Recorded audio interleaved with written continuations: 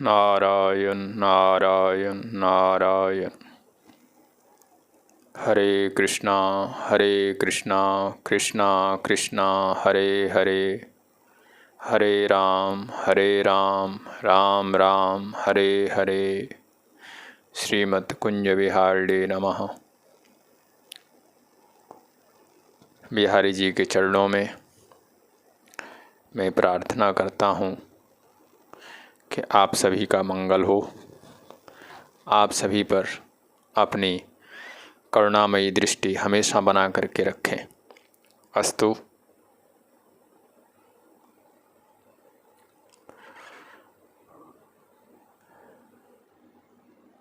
किसी का प्रश्न है कि वृंदावन की इतनी महिमा क्यों है। वृंदावन के बारे में ऐसी बात नहीं है, केवल संतों के मुख से सुना है, सुना तो है ही है, शास्त्रों में भी ऐसा वर्णन आता है।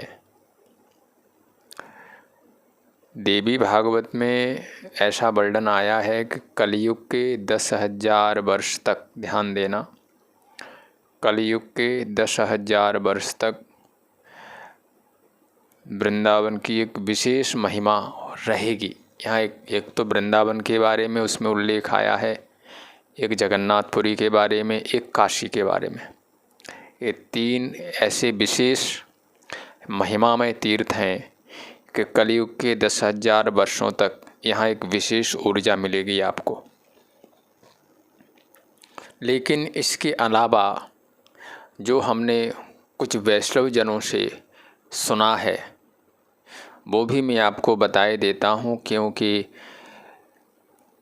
यदि आप वृंदावन की महिमा को सुनेंगे, श्रवण करेंगे, तो वृंदावन एक धाम है। और मैं हमेशा कहता हूँ कि जैसे नाम और नामी में कोई भेद नहीं होता, फर्क नहीं होता, नाम और नामी एक हैं, ऐसे ही धाम और धामी भी एक होते हैं। बड़े भाग्यशाली वो जीव हैं जो वृंदावन में आते रहते हैं और जो वृंदावन धाम में निवास कर रहे हैं, उनको तो मानना पड़ेगा कि श्री जी की कोई विशेष कृपा है। तो लेकिन जो आते भी रहते हैं वृंदावन धाम में, वो भी बड़े भाग्यशाली हैं। तो हमने ऐसा वैष्णव जनों से जो श्रवण किया है वो मैं 2-3 बातें आपको बता रहा हूँ। पहली बात तो ये कि जिस समय भगवान कृष्ण को इस धरा धाम पर आना था, तो उन्होंने, जो शास्त्रों में वर्णन आता है, ब्रह्म वैवर्त पुराण में गोलोक का वर्णन है। तो जब उनको धरा धाम पर आता था, वैसे तो भगवान जब भी आते हैं अधिकतर भगवान कृष्ण के साथ में, यानी महालक्ष्मी आती हैं, नारायण के साथ महालक्ष्मी आती हैं। लेकिन इस बार जब भगवान कृष्ण को आना था तो उन्होंने राधा रानी से कहा कि आपको हमारे साथ चलना है। तो श्री जी ने कहा कि मेरा वहाँ पर क्या काम है, मैं वहाँ पर क्या करूँगी जा कर के। तो उन्होंने, भगवान ने कहा कि आप केवल हमें आनंद देने के लिए वहाँ पर चलो, हमारे आनंद के लिए आप चलो। मैं तो लोगों को आनंद दूंगा, जो भी असुर हैं उनका संहार करूंगा, संतों को आनंद दूंगा। यदा यदा हि धर्मस्य ग्लानिर्भवति भारत अभ्युत्थानम अधर्मस्य तदात्मानं सृजाम्यहम् परित्राणाय साधूनां विनाशाय च दुष्कृतां धर्म संस्थापनार्थाय संभवामि युगे युगे। परित्राणाय च साधूनां, साधूनाम, ध्यान देना, मैं साधुओं को पवित्र करने के लिए, संतों को पवित्र करने के लिए, तो साधूनाम सद्भावानाम, जो हमारे जन हैं, जो हमारे प्रेमी हैं, उनको अपनी लीलाओं से उनके भावों को बढ़ाने के लिए मैं धराधाम पर जा रहा हूँ। लेकिन आप मुझे आनंद देने के लिए चलो। तो बताते हैं कि श्री जी ने कहा ठीक है मैं चलूँगी, लेकिन जो यहाँ पर जैसा रूप है, गोलोक का जैसा रूप है, वैसा ही रूप वृंदावन का होना चाहिए, धराधाम पर होना चाहिए, तो मैं चलूँगी। तो शास्त्रों में ऐसा उल्लेख है कि गोलोक का जैसा स्वरूप है वही स्वरूप भगवान ने इस मृत्युलोक में एक बनाया। तो अब ध्यान देना, जब ये निर्माण हुआ इसका, तो सभी देवताओं को पता चल गया कि इस बार राधा रानी के साथ में गोविंद एक कुछ विशेष लीलाएं करेंगे। तो सभी देवता ब्रह्मा जी के पास पहुँचे और ब्रह्मा जी से जाकर के उन्होंने कहा कि हम भी ठाकुर जी की सेवा करने के लिए उस वृंदावन में जाना चाहते हैं। तो बताते हैं कि उन्होंने ब्रह्मा जी ने कहा ठीक है, आप अपने आप देख लो। तो कुछ तो ग्वाल वालों गोपों के घर में कुछ देवताओं ने जन्म ले लिया, ध्यान देना, गोपों के घर में। और जब वो नहीं हुए तो ऐसा भी लिखा है कि यहाँ की जो लता पता हैं वो सब देवता देवियाँ सब लताओं के रूप में यहाँ पर आ गए। इसलिए यहाँ पर ऐसा मानते हैं जितनी भी ये लताएं हैं ये कोई न कोई दिव्य पुरुष है। तो हर एक की इच्छा हो गई कि ठाकुर जी जहाँ लीला करेंगे वहाँ पर हमें भी जाना है। तो जितने भी दिव्य लोक के जो भी जीव थे वो सभी धरा पर आ गए। अब उसके बाद बताते हैं कि लास्ट में जो ऋषि थे, जो तपस्वी थे, ध्यान देना, ऋषि मुनि जो तपस्वी थे उनके मन में आया कि हमें भी जाना चाहिए, जो श्री जी और ठाकुर जी लीलाएं करेंगे तो हम भी तो उनका दर्शन कर पाएँ। तो ब्रह्मा जी के पास गए और उनसे जा कर के कहा कि हमें भी वहाँ पर कोई स्थान दे दो, कोई जगह दे दो। तो ब्रह्मा जी ने कहा कि आप अपने आप देख लो, आपको जो कोई जगह मिल जाए वहाँ उस रूम में जा कर के बैठ जाओ। तो ऋषि मुनि आए। अब देखो, ऋषि जो महापुरुष होते हैं, जो तपस्वी होते हैं, उनकी प्रज्ञा भी विशेष होती है। देवता तो गोपों के घर में ग्वाल बाल बन करके प्रकट हो गए, लेकिन जो ऋषि मुनि थे उन्होंने सोचा हम क्या बने। तो उनके मन में आया कि हम यहाँ की धूल बन जाते हैं। वृंदावन परिसर के जो रज के कण हैं, तो ऐसा वैष्णव जनों से सुना है कि वो जो ऋषि मुनि थे वो सब यहाँ के मिट्टी के कण बन गए और भावना की उन्होंने कि ठाकुर जी जब लीला करेंगे, जब इस मिट्टी के कणों पर अपने चरण रखेंगे तो वो चरण हमारे ऊपर पड़ेंगे, इससे बड़ा हमारा और क्या सौभाग्य होगा। इसलिए ऐसा मानते हैं कि यहाँ के जो रज कण हैं इसमें ऋषि मुनियों की ऊर्जा है, इसलिए भी यहाँ की रज की विशेष महिमा है। यदि हम इस रज में बैठते हैं, रज को मस्तक से लगाते हैं, तो इसमें ऋषियों की ऊर्जा है। इसलिए हम कहते हैं कि वृंदावन परिसर है जो, वो एक विशेष ऊर्जा से भरा हुआ है। यदि आप यहाँ पर एक दिन, एक रात अथवा घंटे के लिए भी आते हैं तो एक तो हम ये ज़रूर कहेंगे कि कहीं जमुना किनारे रज में ज़रूर बैठो। वृंदावन में जो हमने यहाँ के जनों से सुना है वो यही कहते हैं, वृंदावन में ज़्यादातर जब भंडारे वगैरह होते हैं तो लोग रज में रोटी खिला के ज़्यादा खुश हैं और रज में रोटी खा के ज़्यादा खुश हैं। तटिया स्थान है, वहाँ पर बस रज में ऐसे बैठ जाते हैं और जो प्रसादी मिलती है वो पाते हैं, साथ में थोड़ी बहुत रज मुख में चली जाती है। तो यहाँ की जो रज है वो ऋषियों की ऊर्जा से भरी हुई है। ऋषि मुनि यहाँ की रज के रूप में, मिट्टी के कणों के रूप में विराजमान है।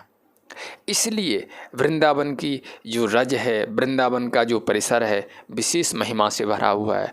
दूसरा एक और कारण जो वृंदावन की महिमा है, इस रज की महिमा है, बताते हैं जिस समय ब्रह्मा जी ने भगवान की परीक्षा लेने के लिए, ध्यान देना ये प्रसंग भी भागवत में आया है, कि जब उन्होंने देखा कि परब्रह्म परमात्मा ग्वाल वालों के बीच में बैठा हुआ है और बैठ कर के कभी किसी के हाथ से रोटी छीन के खा लेता है, कभी किसी के हाथ से रोटी छीन के खा रहा है। तो ब्रह्मा जी भ्रमित हो गए। और ध्यान देना, मैं साधकों को सावधान कर रहा हूँ कि ये जो भ्रम है, जब ब्रह्मा जी को हो सकता है उनकी लीलाओं को देख करके, तो हमें तो हो ही सकता है। इसलिए साधक विशेष सावधान रहे, उनसे प्रार्थना करे कि प्रभु हमारा मन किसी भ्रम से युक्त न हो पाए। हमारे मन में जो श्रद्धा है, जो भावनाएं हैं, जो वृंदावन के प्रति भावना है, वैष्णव जनों के प्रति भावना है, ये हमेशा ऐसी बनी रहे। ब्रह्मा जी के मन में आया कि कैसा परमात्मा है जो कि साधारण बच्चों का जूठा खा रहा है। और ब्रह्मा जी ने परीक्षा लेने के लिए पहले तो बछड़े छुपा दिए, उसके बाद ग्वाल बाल छुपा दिए सारे। ये प्रसंग आया और 1 वर्ष तक दोनों ही किसी गुफा में छुपे रहे। तो अब ध्यान देना, वो जो 1 वर्ष था, भगवान ने जब देखा कि ये किसकी लीला है तो समझ गए कि अच्छा ब्रह्मा जी हमारी परीक्षा ले रहे हैं। ध्यान देना, तो उस समय भगवान कृष्ण स्वयं ही बछड़े बने और स्वयं ही ग्वाल बाल बने। ध्यान देना,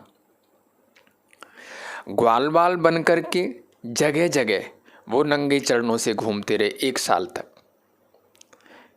और बछड़े बन करके, ये विशेष ध्यान से सुनने की बात है, वो जो बछड़े बने हैं, बछड़े बन करके सारे ब्रज 84 कोष में महाराज उन्होंने घास चरी है, घास खाई। तो सारे सारे ब्रजमंडल में वो घूमते रहे, इसलिए सारा ब्रजमंडल तीर्थ हो गया। और चूँकि उनका मुख लगा है यहाँ की रज से, इसलिए यहाँ की जो रज है वो एक प्रसादी बन गई।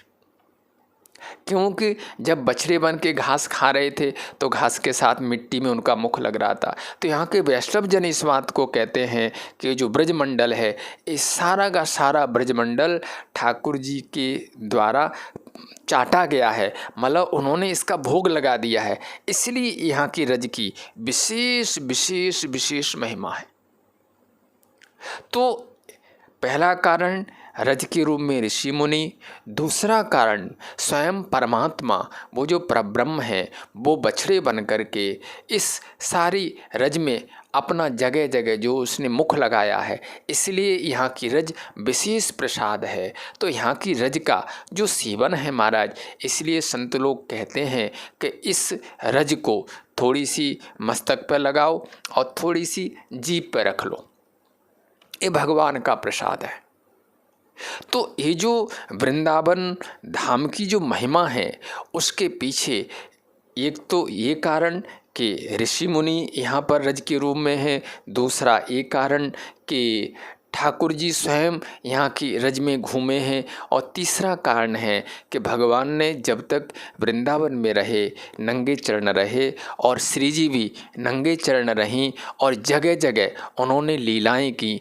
कहीं वो किसी लता के नीचे बैठीं, कहीं उन्होंने रास किया। इसलिए उन दोनों के चरणों से चिन्हित है रज।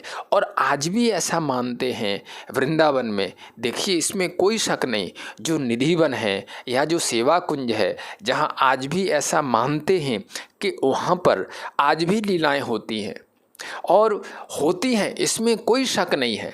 वैसे तो अब जो नहीं मानता है वो ना माने, लेकिन वैष्णव जन आज भी अनुभव करते हैं कि यहाँ पर कुछ दिव्य लीलाएं आज भी होती हैं।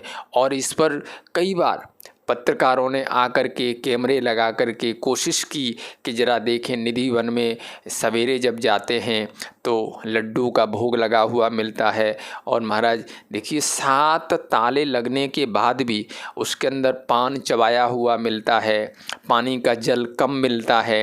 ये सब चीज़ें आज भी आप आएंगे तो देखेंगे, तो इससे सिद्ध होता है कि उस स्थान में दिन में मनुष्यों का प्रवेश है, मनुष्य दिन में उसमें घूम सकते हैं, खेल सकते हैं, और रात्रि के समय में गोविंद का प्रवेश है, किसी मानव का प्रवेश नहीं है। इसलिए ये जो वृंदावन धाम है, आप बड़े पुण्यशाली जीव हो। मैं आप लोगों से ये बात बार बार कह रहा हूँ कि कोशिश करो, मन में संकल्प करो, बिहारी जी से प्रार्थना करो कि प्रभु चलो हम जब तक वास नहीं कर पा रहे हैं तो कुछ काल के लिए हमें वृंदावन बुला लिया करो, और यदि आप दिल से कहोगे तो वो ज़रूर बुलाएंगे। ऐसे जब आप प्रार्थना करोगे तो वृंदावन धाम के इस चिंतन को बार बार सुनो। जो ये वैष्णव जनों का चिंतन है जो मेरे माध्यम से आप तक पहुंच रहा है, इसको बार बार सुनो। प्रातःकाल उठो, वृंदावन को प्रणाम करो, क्योंकि मैं आपसे बार बार कह रहा हूँ, नाम के अंदर नामी बैठा है, ऐसे धाम के अंदर धामी बैठा है। धामी जैसे नाम, किसी का नाम मान लो कृष्ण है, गोपाल है, तो जिसका नाम गोपाल है तो वो गोपाल नाम लेने से उसकी एक आकृति बन जाती है। ऐसे ही जब हम वृंदावन, जय वृंदावन धाम, जय वृंदावन धाम, जय वृंदावन धाम कहते हैं, तो जिनका ये धाम है, जिन्होंने इसे अपने संकल्प से इसको बनाया है, उनको पता चलता है। इसलिए हम ये जरूर कहते हैं। और यहाँ एक परम वैष्णव संत हैं स्वामी प्रेमानंद जी महाराज, वो जरूर सुनाते हैं कि वृंदावन धाम से आप प्रेम कर लो, आप इनको रोज़ प्रणाम करो तो ये आप पर कृपा कर देंगे, क्योंकि ठाकुर जी कहीं भी हैं वृंदावन परिसर में, इनकी गोद में हैं, इनको सब पता है, और चूँकि उनके द्वारा ही इनका निर्माण हुआ है, इसलिए ये आपको गोविंद तक अवश्य पहुंचा देंगे। तो मेरा यही कहना है कि वृंदावन धाम को प्रणाम करो, यहाँ की रज का चिंतन करो, वृंदावन धाम का चिंतन करो, और आगे कुछ और है वो फिर कभी आपको बताएंगे। जय जय श्री राधे, श्री राधे, श्री राधे।